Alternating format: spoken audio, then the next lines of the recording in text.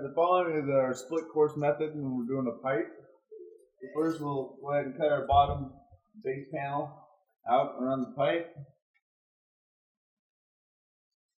Then we're going to take our pipe jack, and anything behind that course, we're going to fold over on itself to create a water stop on all three sides, as you can see here.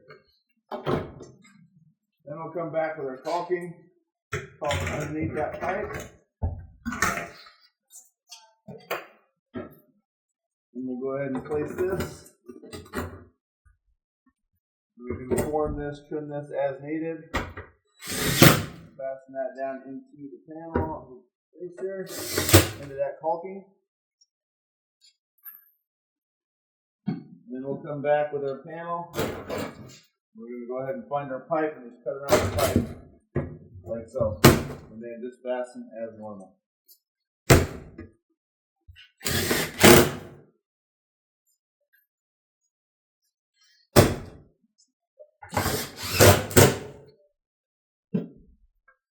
Then when we're all said and done, we'll come back.